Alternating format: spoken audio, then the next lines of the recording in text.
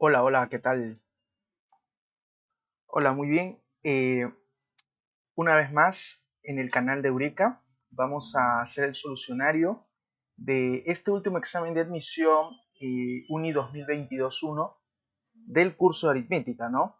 Muy bien, vamos entonces a ver las preguntas que han venido en este examen. La verdad ha sido un examen bastante similar al sentido de los últimos exámenes virtuales. La verdad es que se esperaba que para el examen presencial eh, se buscara de repente una mayor semejanza con lo que eran los exámenes presenciales antes en la uni. Sin embargo, pues parece mantener el formato virtual supongo, por los estudiantes que vienen de clases virtuales.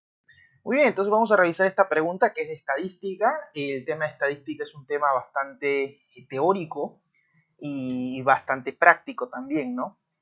Normalmente solía venir en los últimos años el tema de estadística en RM, problemas de gráficos eran los más abundantes, pero por primera vez ha venido una pregunta teórica que se parece mucho a las preguntas teóricas que se tomaban en CPRUNI, ¿no? Sobre conceptos estadísticos.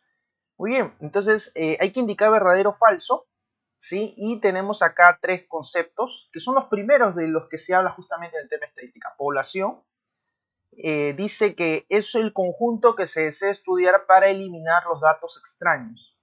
Entonces, esta afirmación es correcta porque recuerda que el concepto de población es justamente ese conjunto que tú tenías, que tú querías estudiar, ¿de acuerdo?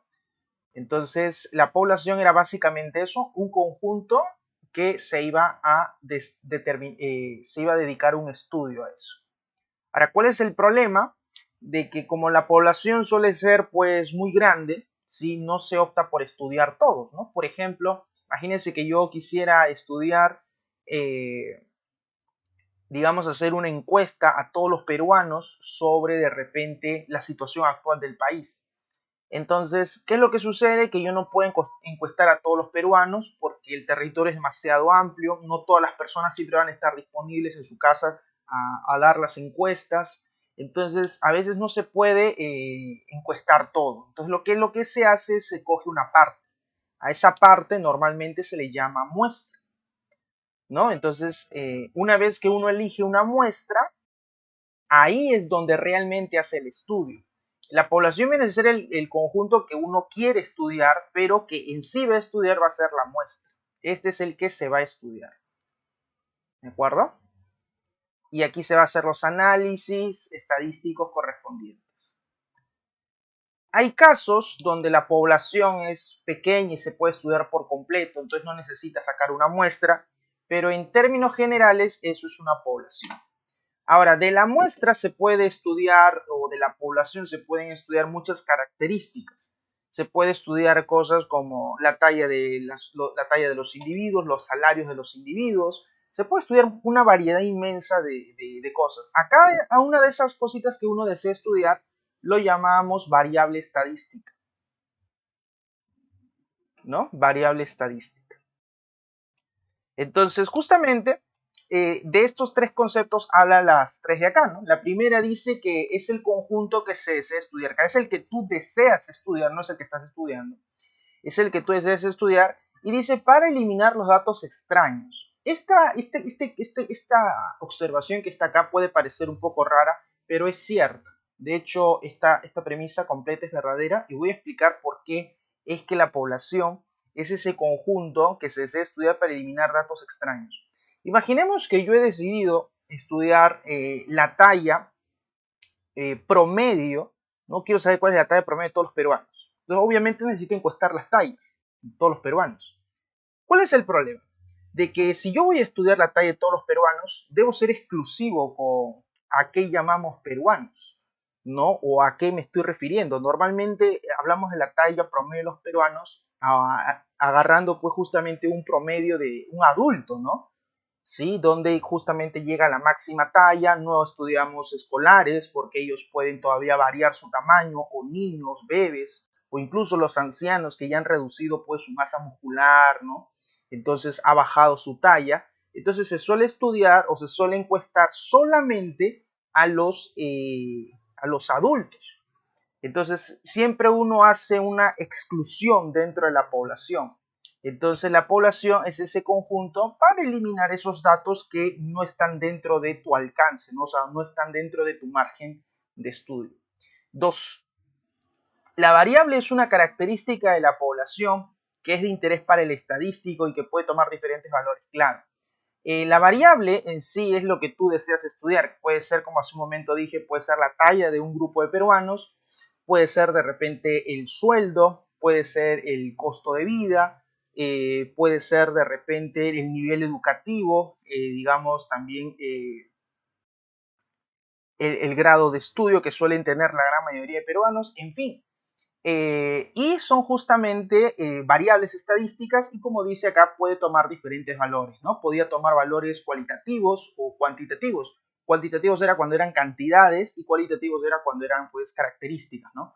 Por ejemplo, si yo deseo estudiar la profesión, obviamente aquí tenemos como posibles valores ingenieros, abogados, médicos, youtubers ahora que están de moda, ¿qué más? Influencers, no sé, TikToker, en fin.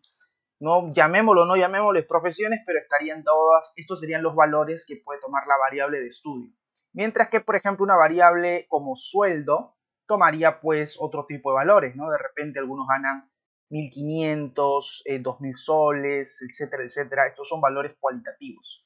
Entonces, dependiendo del tipo de valores, obviamente también se dedicaba a un estudio diferente, pero es correcto lo que dice acá, ¿no? Dice, es una característica de la población que es de interés para el estadístico y que puede tomar una variedad de valores inmensa, ¿no? Muy bien, verdadero. 3. Muestra es un subconjunto de la población la cual es representativa que permite hacer reducciones respecto a la población total, claro. De hecho, la muestra es un subconjunto de la población, es una parte de la población, pero como dice acá, es muy importante esta parte de acá, dice que es representativa, claro. Recuerden que la muestra tiene que tener cierta semejanza con la población porque el objetivo de sacar una muestra es justamente hacer luego deducciones hacia la población. O sea, yo saco una muestra, sí, hago mi estudio acá, pero la muestra tiene que parecerse a la población porque las conclusiones que yo saque en la muestra las debo aplicar a la población, ¿no? A eso se le llama inferencia. Hay que hacer una inferencia, ¿no? De lo que sucede en la población en base a lo que ha sucedido en la muestra. Pero para que tú puedas sacar una buena inferencia, la muestra tiene que ser representativa, o sea, tiene que ser semejante a la población. Por ejemplo, imaginemos que yo quiero estudiar pues la situación económica en Lima, en Lima. Entonces, Lima es toda la población, la que yo deseo estudiar, y obviamente cuando no los puedo encuestar a todos, así que voy a sacar una parte. Ahora, ¿qué pasa si esa parte, por ejemplo, solamente es personas o un grupo de familias de distritos pitucos, ¿no? Como Miraflores, San Borja. Entonces ahí la situación económica está muy bien. Entonces cuando yo haga mi estudio, de repente voy a encontrar que el 90% gana más de 10.000, que el 80% viven en departamentos de lujo. Entonces voy a encontrar información que lamentablemente no van a poder aplicar a la población porque la población no está formada por puros de ellos. Hay personas de bajos recursos, de altos recursos, y lo que hay que hacer es sacar un poquito de cada uno, ¿no? Por ejemplo, viendo más o menos lo que ocurre más o menos en Lima, sabemos que de los distritos más populosos suele haber más personas, ¿no? Entonces, como San Juan del Lurigancho, que es un distrito grande y tiene muchos habitantes, entonces de ahí sería bueno encuestar una buena parte. Y de los distritos pequeños, como Lince, pues sacar una menor cantidad. ¿Para qué? Para que en conjunto la muestra se parezca a la población total, ¿ves? Entonces, esa es justamente la idea general, ¿no? Del estudio estadístico. Entonces, esta definición también es correcta. De hecho, cada una de estas premisas es verdadera. Así que la clave aquí vendría a ser dato. Verdadero, verdadero, verdadero. Muy bien. Vamos con la siguiente pregunta, la pregunta 2, que es una pregunta de racionales, ¿no? Es una pregunta bastante conocida, tranquilamente se puede resolver por series algebraicas o por aritmética. tenemos acá una sucesión de números muy conocidos, ¿no? Dice que la expresión a sub n es un medio más un sexto más un doceavo más 1 sobre 20. El 2, el 6, el 12, el 20 son 1 por 2, 2 por 3, 3 por 4, 4 por 5. Son números muy conocidos, son el producto de dos consecutivos. Entonces vamos a escribir acá a en n es igual a 1 sobre 2. Ese 2 que está ahí lo voy a poner como 1 por 2. El siguiente es 1 sobre 6. Ese 6 lo voy a poner como 2 por 3. El siguiente es 12, que es 3 por 4. El siguiente es 20, que es 4 por 5. Y así sucesivamente. ¿De acuerdo? ¿Sí? Ahí está. Dice que el total de sumandos es n menos 1. Entonces esto es muy importante porque se entiende que el primer sumando es él. Él es el primer sumando. Este es el segundo sumando. Este es el tercer sumando. Este es el cuarto sumando. Y va a haber un último sumando. ¿De acuerdo? Un último sumando que debería ser el sumando n menos 1. Muy bien. Vemos abajo que el factor, mira, es cuando es el primer sumando, los factores que están acá comienzan en 1, ¿ves? Si es el segundo sumando, comienza en 2, si es el tercer sumando, comienza en 3, entonces si es el n-1 sumandos, pues debería comenzar con el factor n-1. Después, ese 1 se multiplica por el que le sigue 2, ese 2 se multiplica por el que le sigue 3, ese 3 se multiplica por el que le sigue 4. Entonces este n-1 debería multiplicarse por el que le sigue y el que le sigue n-1 es n. ¿De acuerdo? Entonces acá el último sumando debería ser 1 sobre n-1 por n. Y esta suma es una telescópica muy conocida. Cuando abajo tenemos el producto de dos consecutivos o el producto de números que se diferencien en 2 o que se diferencien en 3, la idea es generar la diferencia arriba, ¿no? O sea, mira, acá tenemos el producto de 2 por 1 y si te fijas bien, la resta de 2 y 1 es 1, que está arriba, ¿ves? O sea, mira, en vez del 1 que está acá, voy a poner la diferencia de los dos factores que están abajo. En vez de este 1 voy a poner 3 por 3 menos 2. En vez de este 1 voy a poner 4 menos 3. En vez de este 1 voy a poner 5 menos 4. Y en vez de este 1 voy a poner n menos n menos 1.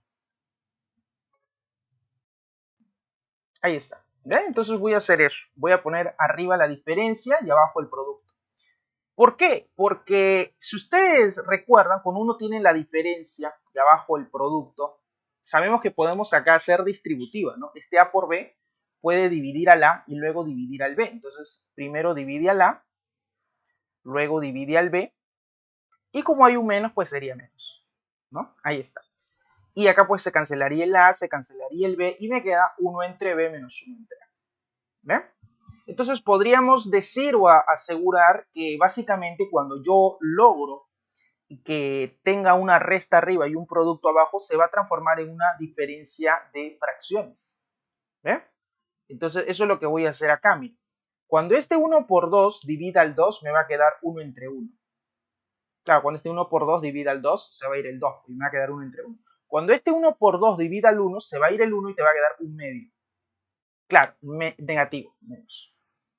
Y acá lo mismo, mira, cuando este 2 por 3 pase a dividir a 3, se va a ir el 3 y se va a quedar un medio. Cuando este 2 por 3 divida al 2, se va a ir el 2 y te va a quedar menos un tercio.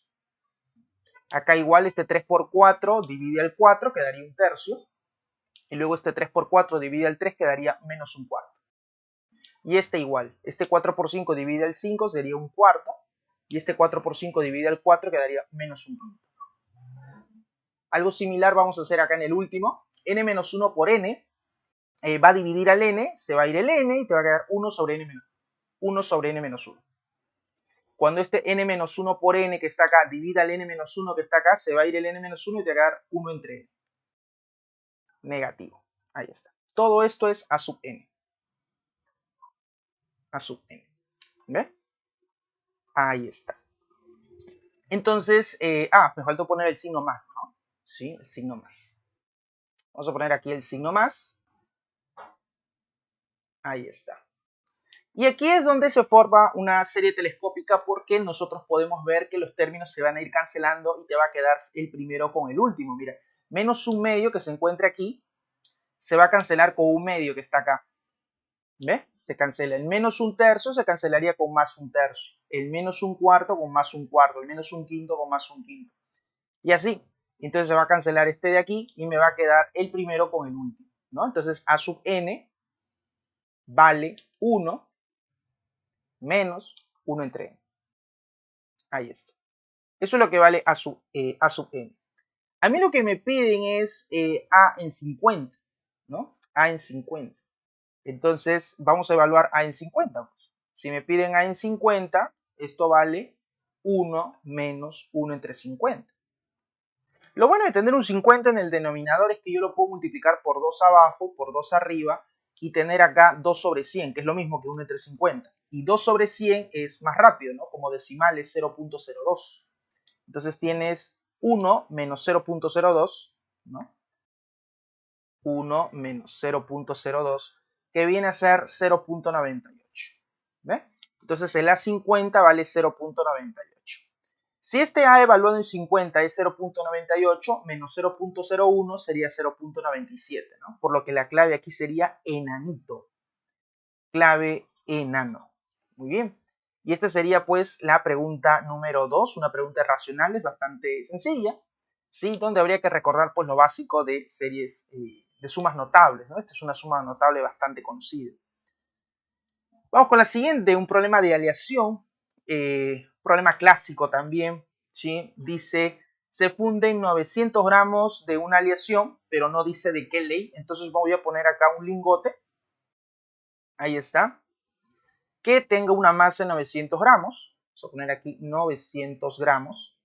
La ley le voy a tener que inventar, ¿no? O sea, voy a tener que inventarle un valor a la ley, le voy a poner L a la ley, ¿de acuerdo? ¿Sí? Esa que sea la ley, L. Y dice, se funde 900 gramos de una aleación con 100 gramos de oro puro. O sea, a esto le voy a agregar oro puro. ¿Está bien? Yo sé que el oro es amarillo, pero por una cuestión de colores le voy a poner de rojito. Entonces aquí tenemos 100 gramos de oro puro. Esto es muy importante saber que es oro puro porque si el oro es puro, la ley es conocida, la ley es 1. ¿Por qué? Porque recuerden que la ley tiene una definición muy conocida, ¿no? Que es masa del metal fino sobre la masa total. Entonces, si estamos hablando de oro puro, toda la parte fina sería todo el oro puro y coincidiría con la masa total, ¿no? Porque es oro purito. Entonces, como estas dos expresiones son iguales, el cociente vale 1, ¿no? Entonces, cuando es oro puro, la ley es 1. Se observa que la ley aumenta en 0.04, o sea, se refiere cuando tú fundes estos dos. Cuando tú fundes estos dos, obviamente vas a obtener acá una nueva aleación que va a tener una masa de 1000 gramos, ¿no? 900 más 100, 1000 gramos. Pero no sabemos su ley. Pero sí sabemos qué ha pasado. Dice que la ley va a aumentar 0.04. O sea que si la ley acá era L, aquí la ley va a ser L más 0.04. Es lo que sabemos. Ahí está. Entonces es un problema donde lo puedes resolver pues por promedio ponderado o por ganancia igual a pérdida. De hecho voy a hacer ganancia igual a pérdida. Vamos a aplicar ganancia igual a pérdida. Y tenemos que ver con cuál de los dos ingredientes se gana y con cuál se pierde. Entonces yo puedo identificar que con el primer ingrediente es el que se ha ganado, ¿no? Porque la ley era L y ahora es L más 0.04. Entonces aquí veo que hay una ganancia clarísima de 0.04. Entonces aquí tendríamos ganancia 0.04 por la masa que es 900. Acá en ganancia vamos a reemplazar 0.04 por 900. Mientras que en la pérdida, bueno, se entiende que si este fue ganancia, el otro tiene que ser pérdida, no puede haber dos ganancias. Entonces acá tendría que haber la pérdida. Si ha perdido, significa que ha disminuido su ley, por lo tanto esta ley era más grande que esta de acá. Así que para saber en cuánto hay que disminuir, tengo que restarlos, ¿no? Tengo que restar 1 con L más 0.04. Este negativo va a afectar al L, sería menos L. Este negativo afectaría al 0.04, sería menos 0.04. 1 menos 0.04, 0.96. Entonces tendríamos 0.96 menos L. 0.96 menos L. Multiplicado por la masa que es 100. ¿De acuerdo? Por 100.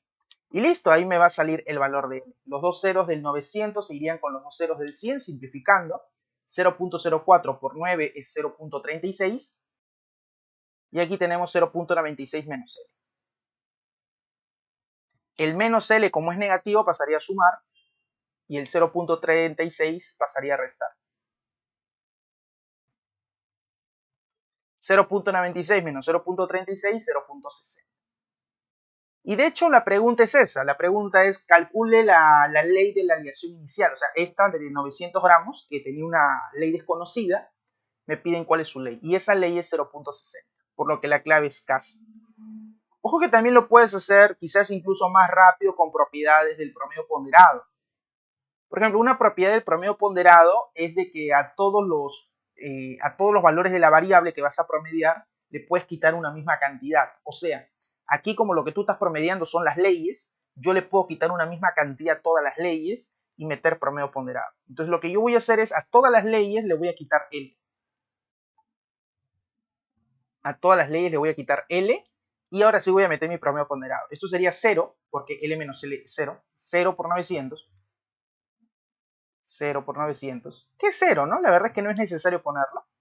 Y acá sería 1 menos L por 100. 1 menos L por 100. Y aquí sería, pues, ¿cuánto? Bueno, si a L más 0.04 le quitas L, se va el L y quedaría 0.04 por 1000. 0.04 por 1000. Listo. Esto sale 0, lo elimino. Entonces estos son iguales, se cancelan los dos ceros del 100 con los dos ceros del 1000 y quedaría 0.04 por 10, que es 0.4. Entonces tenemos 1 menos L es igual a 0.4. Y ahí creo que rápidamente L vale 1 menos 0.4, o sea 0.6. ¿No? Incluso sale más rápido, ¿no? Usando propiedades del promedio ponderado. Muy bien, este es un problema clásico, ¿no? De mezclas, de aleación específicamente. Creo que ha venido esto en total como unas 3 o 4 veces en todos los exámenes de la uni. Es muy conocido este tipo de ejercicios, ¿no? Es un problema tipo. Y el problema 4, que es un problema de interés continuo. La verdad es que años que no venía el tema interés continuo, estamos hablando de más de 20 o 40 años que no venía interés continuo. De hecho, es muy raro encontrar una pregunta de interés continuo. Normalmente suele haber preguntas de interés simple, después vienen los problemas de interés compuesto y acá tenemos un problema de interés continuo. Lo bueno de los problemas de interés continuo es que suelen ser aplicativos, ¿no? Entonces aquí vamos a recordar la teoría del interés continuo. El monto en el interés continuo se calculaba así, ¿no? Según esta fórmula que se le atribuye a Euler. Se calcula así.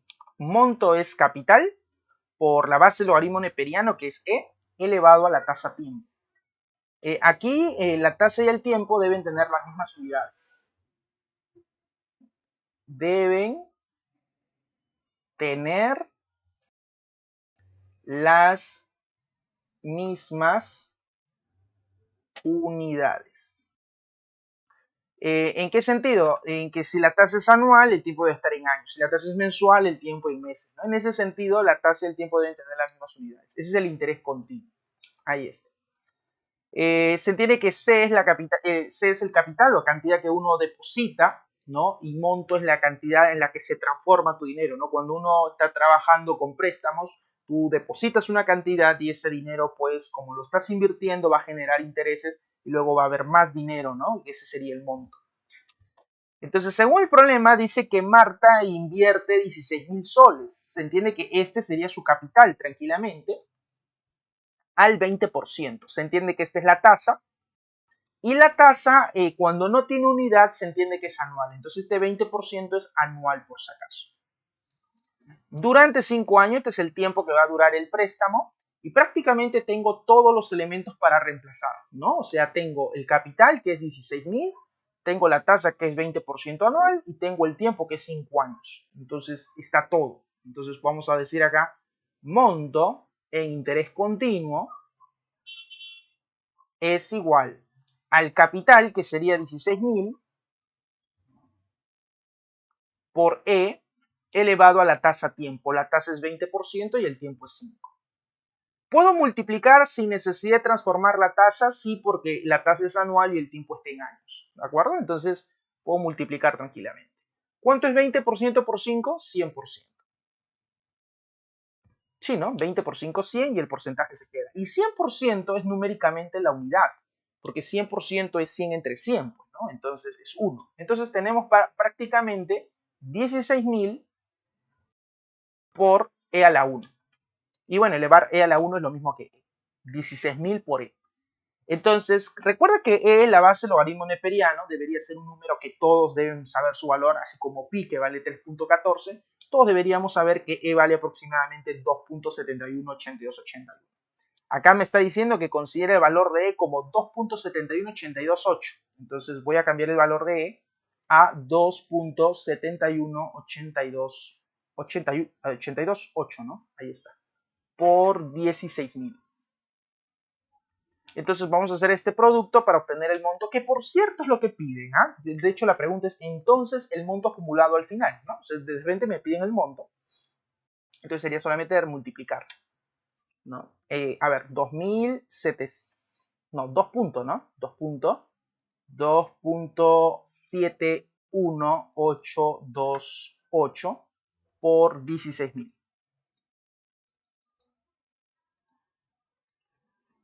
43.492.48, que vendría a ser alternativa dado, ¿no? Dado. Vamos a marcar aquí clave dado. ¿Ve? Operando, haciendo la multiplicación, clave dado. Una pregunta bastante aplicativa. Siempre lo he dicho, siempre lo digo en clase, que el tema de interés continuo, si bien es cierto, maneja una fórmula relativamente compleja de observar. Si lo comparas de repente a la fórmula de interés simple o lo comparas con la fórmula de interés compuesto, es la fórmula más llamativa, pero que los ejercicios suelen ser así, ¿no? Solo de full reemplazo, al menos en la parte preuniversitaria suelen ser así. Entonces, en este examen de la uni, pues nació la excepción, problema recontra aplicativo de interés continuo. Vamos con la siguiente pregunta, con la pregunta 5, que la verdad pues fue una falta de respeto. Yo la verdad con esta pregunta no sé qué pensar de este examen de admisión. Les voy a ser franco, San Marcos tiene preguntas mucho más difíciles que la pregunta 5. Es una pregunta que falta el respeto al alumno. No sé qué hace acá, debería ir de repente en las preguntas de RM con una pregunta de habilidad, porque me piden, determina el residuo de dividir todo este número entre 8. Entonces, creo que cualquiera que se haya preparado un poquito debe conocer pues, el criterio del 8. Se sabe que cualquier número, no importa el número que esté acá, es múltiplo de 8 más sus 3 últimas cifras.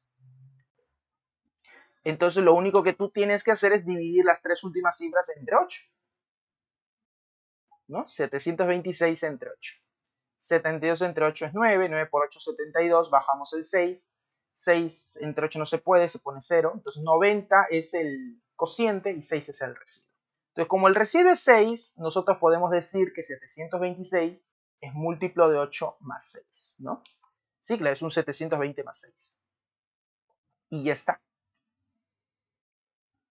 Múltiplo de 8 más múltiplo de 8 es múltiplo de 8 y quedaría más 6. O sea, todo este número es múltiplo de 8 más 6. Que en divisibilidad significa pues que cuando se divide entre 8 el residuo va a ser 6. Y de hecho esa es la pregunta. Determine el residuo 6. ¿No? Clave barco.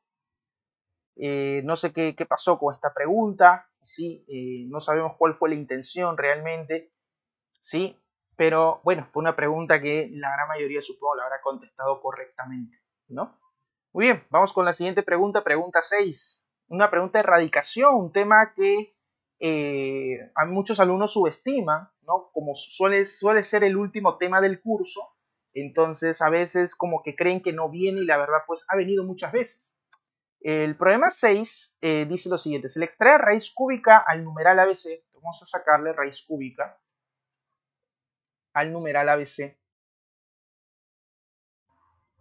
Se obtiene P de raíz y 37 de residuo.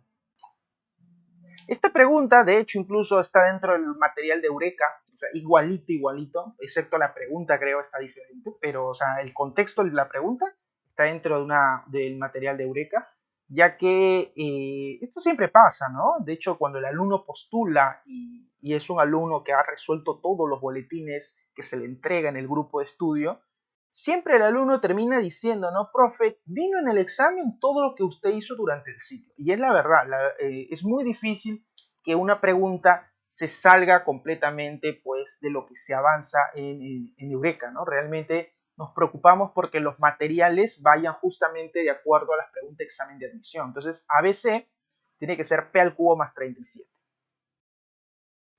Esto es teoría, ¿no? Teoría de radicación, que el radicando, que es ABC, es la raíz elevado al índice más el residuo. Entonces sería P elevado al índice, que es 3, más 37. Dice que por otro lado, cuando le sacamos raíz cúbica a CBA, o sea, vamos a sacarle raíz cúbica a CBA, el cociente, la raíz es P más 1, o sea, aquí más bien, en vez de P, va a ir P más 1, y el residuo 45, acá residuo 45. Entonces CBA, que es el nuevo radicando, debería ser el nuevo P más 1 al cubo más 45. P más 1 al cubo más 45. Y esta pregunta, la verdad, pues se puede resolver de muchas maneras. Creo que la forma más clásica de resolver esto es buscando valores de P. Porque P al cubo más 37 debe ser de 3 cifras, ¿no? Entonces, yo creo que P no puede ser cualquier número, ¿no? Porque si al cubo más 37 debe ser de 3 cifras, pocos valores deben cumplir. Entonces, ¿qué cubos, ¿no? Más 37 serían de 3 cifras? Entonces creo que el primero que se me ocurre que al cubo sea de 3 cifras sería 5, ¿no? 5 al cubo, ¿sí? Vamos a sumarle 37. 6 al cubo también podría ser. 7 al cubo. 8 al cubo. Y 9 al cubo. Incluso 9 al cubo creo que no, porque 9 al cubo es 729. No, sí. Más 37 sigue teniendo 3 cifras, ¿no? Ya, pero 10 al cubo ya no es ridículo, 10 al cubo es 1000, más 37 no sería de 3 cifras. Entonces, tenemos pocas opciones y sería cosa de ver cuál de estas opciones podría entrar, ¿no? 5 al cubo es 125, más 37, esto me da 162. Acá 6 al cubo 216, más 37, 253. ¿No? 253. 7 al cubo 343, más 37, 380. Y así podríamos ir buscando, ¿no? 8 al cubo 512, más 37, 549. 9 al cubo 729, más 37, 756. Ahora, ¿cuál es la particularidad de que si a este numeral ABC tú lo volteas, tiene que ser otro cubo más 45? Entonces, a ver, si yo volteo esto de acá, sería 261. Y tenemos que verificar que sea el siguiente cubo más 45. ¿Quién es el cubo que agarré? 5. Entonces su siguiente cubo es 6 al cubo, su siguiente cubo es 6, más 45. Si cumple, esta sería la solución. Si no, pues pruebo la otra. Al revés, sería 352. Tiene que ser el siguiente cubo, ya no es 6 al cubo, el siguiente cubo sería 7 al cubo, más 45. Aquí sería al revés, bueno, el invertido no tiene 3 cifras, esto no puede ser, ¿sí? Al revés sería 083 y no puede comenzar un numeral con 0, ¿no? Entonces no puede ser este. Acá al revés sería 9945, que tiene que ser 9 al cubo más 45. ¿No? Porque acá era P cubo y acá es P más 1 al cubo, ¿no? Entonces 5, acá es 6, acá es 6, acá es 7. Si acá es 7, acá debería ser 8, si es 8, acá es 9. Y si acá es 9, acá es 10, pero 10 no puede ir, ¿no? Entonces este también está de más ya. Por gusto lo voy a probar. Si P fuera 9, acá sería 10 al cubo y no cumple. Entonces solamente una de estas tiene que tener sentido. A ver, ¿cuál será el que tiene sentido? 7 al cubo, 343. Más 45 te da 352. No, entonces esta no es. 9 al cubo 729 más 45 no me da 945, no es. Y 6 al cubo 216 más 45, pues sí es 261, este es. De hecho, la solución era 5 al cubo más 37 es igual a 262, ¿no? 162. A mí me piden, determina el valor de S, que es valor absoluto de 2 veces A.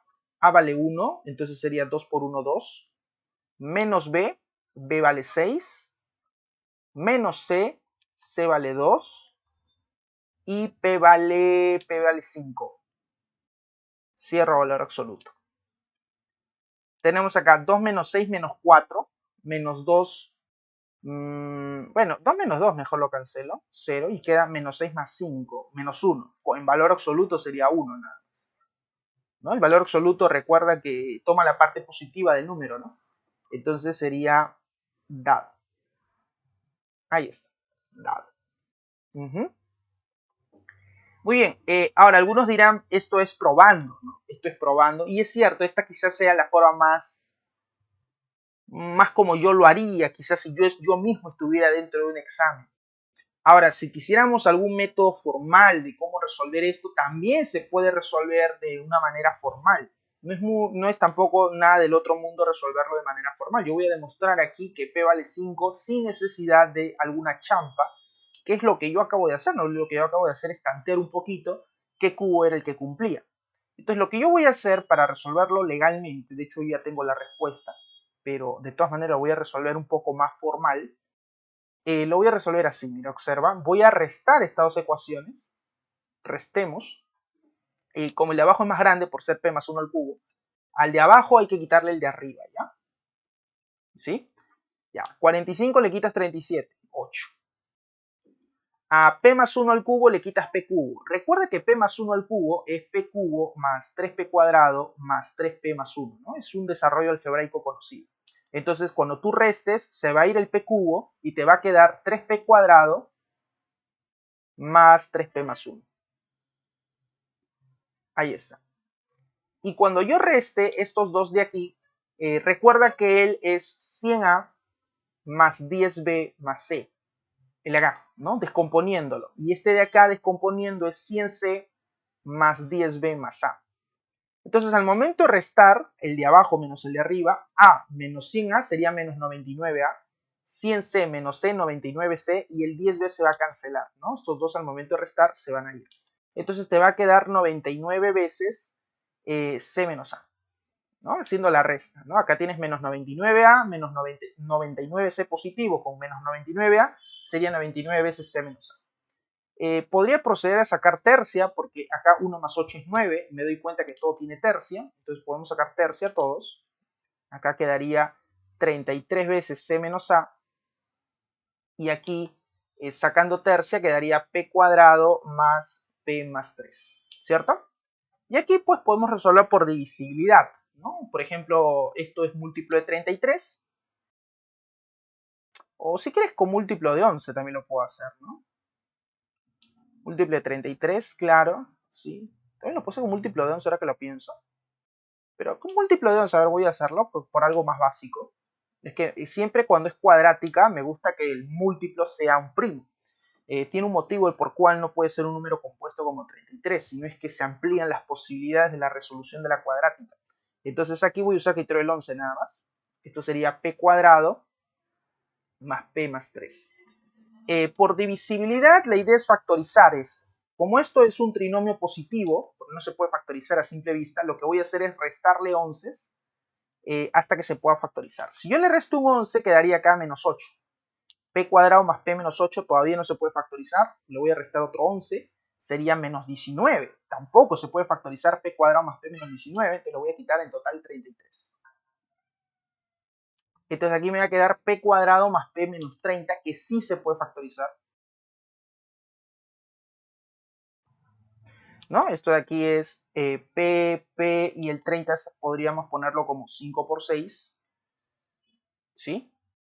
Y tendríamos esta ecuación. Múltiplo de 11 es P cuadrado más P menos 30 es P menos 5 por P más 6. Ahí está. Entonces, si el producto de estos dos números es múltiplo de 11, significa o bien el primero es múltiplo de 11 o bien el segundo es múltiplo de 11. ¿No? Y de acá despejas el valor de P. Resolviendo el de arriba, P es múltiplo de 11 más 5. Y resolviendo el de abajo, P es múltiplo de 11 menos 6. Pero menos 6 y más 5 es lo mismo. O sea, en conclusión, P es múltiplo de 11 más 5, es lo mismo. Entonces, si P es múltiplo de 11 más 5, no, pues no le vas a dar 16, ¿no? Porque 16 al cubo es de 3 cifras. La única opción sería darle a P 11. Si a P le doy 11, perdón, 5 le doy, ¿no? El múltiplo de 11 que sea 0 y el P valdría 5, ¿no? Entonces, y ahí ya demuestras cuánto vale A, B y C. Claro, este método, ¿por qué no lo utilizo como primera opción? Porque es muy largo, muy analítico, y como para un examen como el que ha venido, pues la verdad es mejor tantear, ¿no? Buscar ahí un cubo que encaje. La verdad es que cubos de 3 cifras había muy poco, así que solamente era cosita de probar con qué valor cumplir. ¿De acuerdo? Muy bien, entonces vamos a decir que la pregunta 6 es dadito. ¿De acuerdo? Vamos con la siguiente pregunta, la última, creo. Ah, no, la penúltima. Dice, en un vuelo se observa que hay ABC personas, esta es la cantidad de personas en total de un vuelo, ¿no? Y dice de los cuales pasajeros, dentro de los pasajeros hay esta cantidad de hombres y esta cantidad de mujeres. Además, C son aeromosas y A son pilotos. Cuando dice ABC son personas, se entiende que las personas incluyen los pasajeros, las aeromosas y los mismos pilotos. Entonces, este ABC, que es el total, debe ser la suma de todos los hombres pasajeros, todas las mujeres que sean pasajeros, todas las aeromosas y todos los pilotos. O sea que la suma de estos cuatro me tiene que dar el total ABC. Lo puedes plantear como una ecuación así en horizontal, poner esto, ¿no? Este que es el total de individuos, es la cantidad de hombres más la cantidad de mujeres más la cantidad de aeromosas y más la cantidad de pilotos, ¿no? Uno lo puede plantear así. Uno lo puede plantear de esta manera. E intentar resolver esto. La otra manera de enfocarlo es ponerlo en vertical, que creo que es lo más cómodo, ¿no? Creo que definitivamente en vertical es un poquito más práctico. A ver, tendríamos A0C, el siguiente es AB, el otro es C y el otro es A. Y toda esta suma tiene que darme ABC. Entonces esta suma lo estoy poniendo en vertical y me tiene que dar A, B, C. Entonces, aquí es donde uno puede ir deduciendo, ¿no? Uno puede ir deduciendo qué sucede con A, B y C. Mira. Observa, fíjate que este A ha bajado, ¿no? Este A ha bajado. Entonces, eso significa que no se llevó nada. Porque si tú llevabas 1, A subiría en 1 y se volvería más 1, ¿no? Pero este A ha bajado directamente, así que no has llevado nada. ¿Qué más podríamos deducir acá? Mira, este C que está acá parece que se ha caído.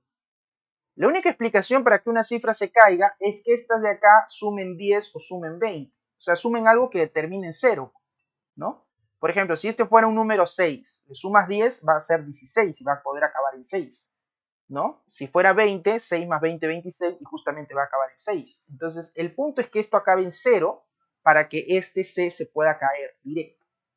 Entonces, ¿cuánto sería A más B más C? ¿10 o 20? Viene el problema. ¿Cuánto es A más B más C? ¿10 o 20? 10 o 20. Bueno, son 3 cifras, ¿no? 3 cifras. Y la verdad es que A, B y C son pequeños. ¿Y cómo sé eso? Por el último dato. Mira, además dice que el número de personas está comprendido entre 150 y 300. El número de personas es ABC y esta cantidad de individuos está comprendida entre 150 y 300. Eso significa que es más o menos un 200 y algo, o un 100 y algo, ¿no? Los únicos números que son mayores a 150 serían los 150 y tantos, 160 y tantos, o sea, puede comenzar en 1, o los 200, ¿no? No pongo los 300 porque son menores que 300, ni los 400, o sea, A puede ser 1 o 2, ¿ves? Entonces realmente A es pequeño, A es pequeño, A es 1 o 2. Entonces veo muy difícil que la suma sea 20, lo veo como mi última opción, porque ya 3 cifras que sumen 20 está muy difícil por el valor de A. Así que yo inclinaría toda mi balanza que la suma es 10. ¿De acuerdo? Entonces A más B más C es 10. Ahora, Si esta suma es 10, ¿sí? Entonces, si tú tienes C y le sumas 10, si tú tienes C y le sumas 10, te va a salir 1C. O sea, vas a llevar 1, ¿no? Pones el C y llevas 1. Pones el C acá y llevo 1. Acá A más 1 tiene que ser B. ¿Ves? Entonces el B es A más 1. ¿Ves? Este B es A más 1. Este B de acá es A más 1. Entonces, con esto ya acabo de demostrar automáticamente que 20 ya es imposible. ¿Por qué? Porque si B es A más 1, por ejemplo, si A vale 1, B tiene que ser 1 más, o sea 2. Si A vale 2, B tendría que ser 3. ¿Se dan cuenta? Entonces, que la suma sea 20 es imposible, ¿no? Si fuera A1, B2, aquí tengo 3 y C tendría que ser 17 para que la suma sea 20. Y si es 2 con 3, esto es 5, y C tendría que ser 15 para que sume 20. Es imposible, tiene que ser 10, ¿no? Si es 1, 2, acá voy 3, faltaría 7, ¿no? ¿Sí? Para que sume 10. Si le pongo 2 y 3, ahí voy 5, me faltaría 5 para que sume 10. Entonces, A, B y C es 1, 2, 7 o 2, 3, 5. Hay dos soluciones. ¿Cuál es? Bueno, recuerda que el numeral tiene que encontrarse entre 150 y 300. Entonces, si yo pongo ABC 127, me doy cuenta que 127 no está en ese rango. Entonces, tiene que ser 235. ¿Ves? 235. Es el único que está entre 150 y 300. Entonces, por una cuestión del rango que me están dando ahí en el mismo problema, la solución es 235. ¿Qué me piden? Determine cuántos hombres hay más que mujeres en total. O sea, cuántos hombres hay más que mujeres. ¿Quiénes serían los hombres? ¿Quiénes serían los hombres? Entonces aquí vemos que la cantidad de hombres es A0C. A vale 2 y C vale 5. Entonces A0C sería 205. La cantidad de mujeres es AB. La cantidad de mujeres es AB. Bueno, como sale 235 sería 23. ¿No? AB sería 23. Las aeromosas son C, o sea, 5 aeromosas. Aeromosas, 5. Y pilotos, 7. No, pilotos son ¿cuántos? A, ¿no? A vale 2. Pilotos son 2. Entonces, vemos que en esta pregunta tenemos que, como es una pregunta como que un poquito de razonamiento, ¿no? Porque si uno me pide, ¿no? ¿Cuántos hombres más que mujeres hay? De repente uno está pensando que solo hay que restar hombres con mujeres, o sea, 205 con 23, que sería 182, y la clave está acá, mira. 182. ¿Cuántos hombres más que mujeres hay? 182. Sin embargo, hay que notar algo, ¿no? En el problema, me hablan de aeromosas y de pilotos, ¿no? Aeromosas y pilotos. Las aeromosas son mujeres. Los pilotos, bueno, habría que considerar que todos los pilotos son varones, ¿no? Entonces, realmente la cantidad de hombres que hay en total, y es que la pregunta es con eso, ¿no? ¿Cuántos hombres hay más que mujeres? Pero dice esto, ¿no? En total. En total. Entonces aquí sería el total de hombres 207, ¿no? Sumando los pasajeros varones con los pilotos, y la cantidad de mujeres sería 23 más 5, 28. ¿No? Las aeromosas son 5 mujeres. Entonces, al momento de restar, ¿cuántos hombres hay más que mujeres? Acá la respuesta es 179. Entonces, uno le entra la duda, ¿no? Entre, ¿qué marco? O marco 179, o sea, agarrando todos los hombres con todas las mujeres, restándolos, o marco simplemente hombres menos mujeres, ¿no? O sea, en pasajeros. Miren, la verdad es que en este tipo de problemas, por la frase total, yo diría que hay que marcar avión, ¿no? Por simplemente la frase total, bajo mi criterio.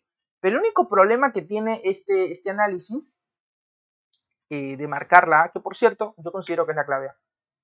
El único detalle que tiene acá es de que estamos asumiendo que los pilotos son dos varones.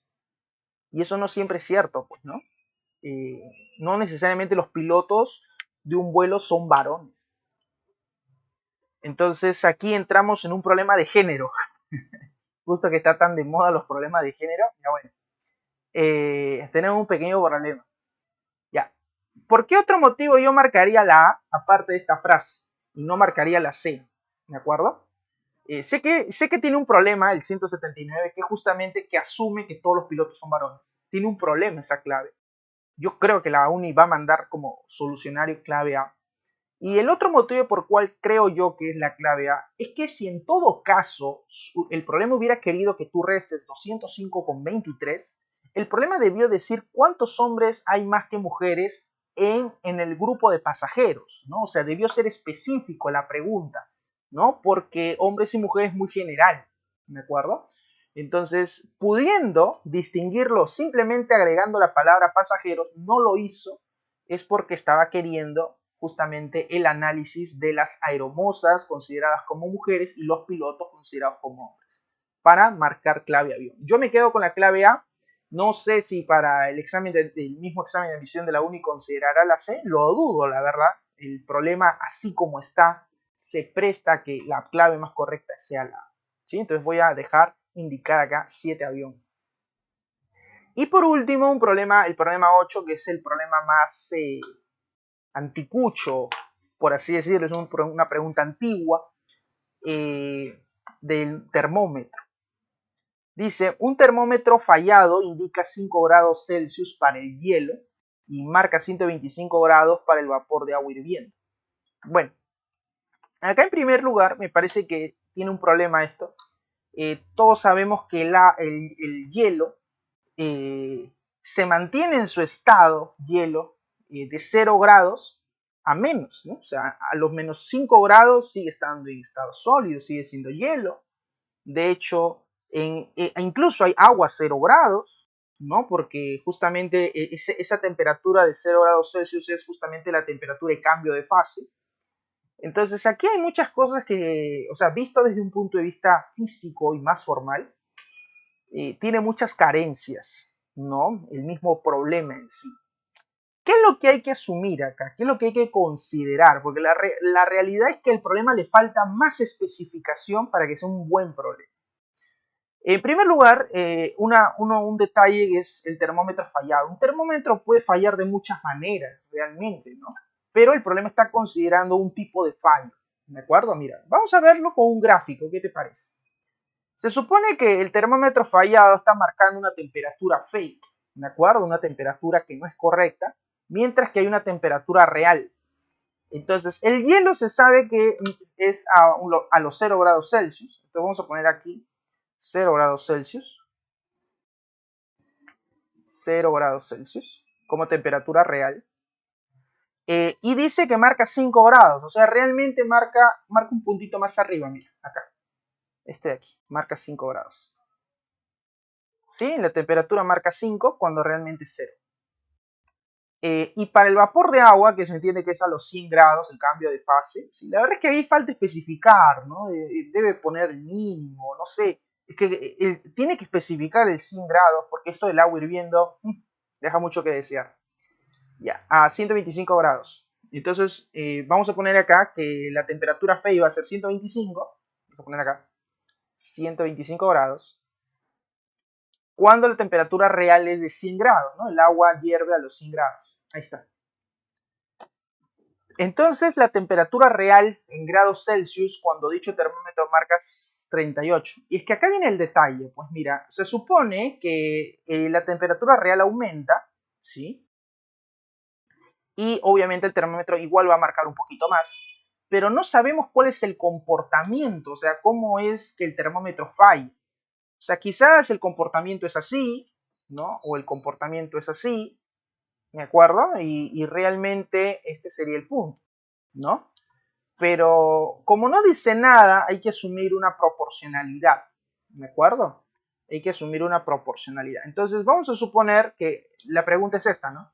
Cuando el termómetro marca 38, acá vamos a marcar 38, ¿cuál sería la temperatura real X? Ahí le vamos a poner temperatura real X, ¿ve? Ahí está, cuando marca 38, pum, cuál sería la temperatura real.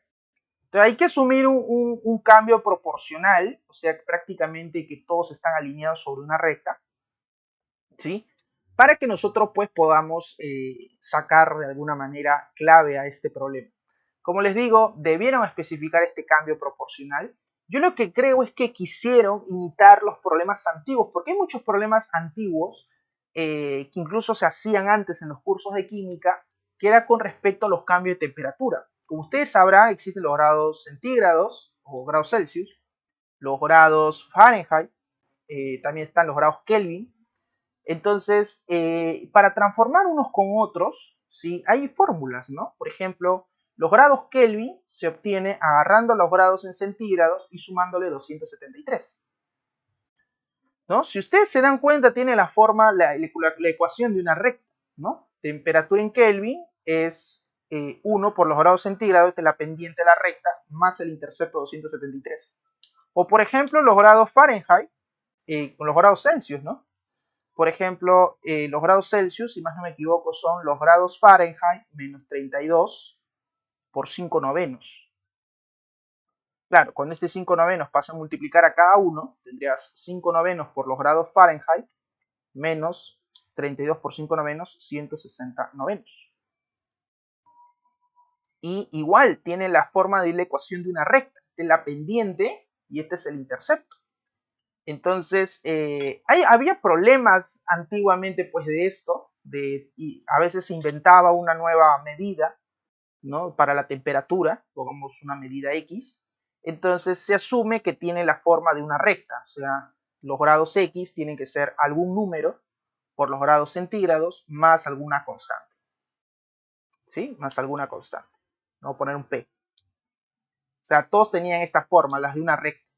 Entonces ahí como que por la teoría de las mismas temperaturas, ¿no? Por cómo están las temperaturas conocidas, se puede asumir la recta. Aquí de ser un termómetro fallado, pues, o sea, uno lo pone desde un punto de vista crítico y la pregunta no tiene nada que ver con esto, la verdad. Pero bueno, es lo que han asumido, ¿no? Ellos han asumido esto. Y el problema ya está resuelto, ¿no? La verdad es que tengo un problema que podríamos decir que es de regla de 3, magnitudes, no sé cómo quieras ponerlo, o como un problema de geometría, de trigonometría, ¿no? De geometría analítica, mira. Podemos hacerlo acá por geometría, a ver, mira, trazamos esta línea y armamos nuestra semejanza. De 38 a 5, esto de aquí mide 32, ¿sí? Miren, este pedacito. Esto de aquí mide X, claro, X menos 0, X. Esto de aquí mide, ¿cuánto? 125 menos 5, 120. Y toda esta longitud que está acá mide 100. Entonces, y aquí metemos semejanza, ¿no? O calculamos la tangente teta. La tangente teta sería 32 sobre X. Entonces, vamos a poner acá 32 sobre X. Es igual a 120 sobre 100. Aunque bueno, no es la tangente de teta, ¿no? Realmente es la pendiente. Pero bueno, se entiende la idea, ¿no? O sea, hacer semejanza entre el triangulito de aquí y el triángulo grande, ¿no? Es una proporcionalidad entre los dos catetos. 32 y X y 120 y 100. Y aquí el valor de X me va a salir, ¿no? ¿Sí? Entonces sería 3200 entre 120. Vamos a ver cuánto sale.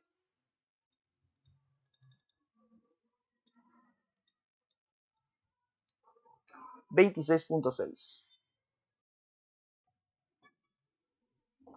26.6.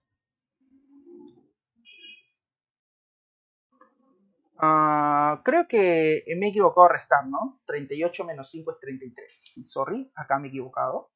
Y decía, qué raro, ¿por qué no hay clave? Y es que el problema de que no haya clave es que he multiplicado mal. Entonces sería 3300 entre 120.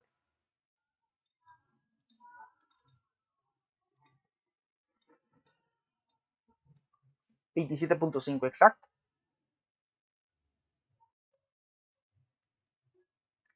Y la clave sería dadito. De hecho, un montón de problemas ha salido clave dado, ¿no? Sí. Al menos en el curso de aritmética casi todas han salido dado. Y bueno, hasta aquí sería pues el solucionario de las preguntas del 2022-1 en el curso de aritmética. Esta pregunta supongo que quisieron hacer una pequeña regla de 3 con las variaciones, es lo que han querido hacer, sí, pero que se puede fundamentar mejor con una recta, con un esquema, pero no soy muy partidario de poner aquí termómetros fallados. O al menos debieron especificar cómo falla, ¿no? De tal manera que la variación sea proporcional, algo debieron aclarar.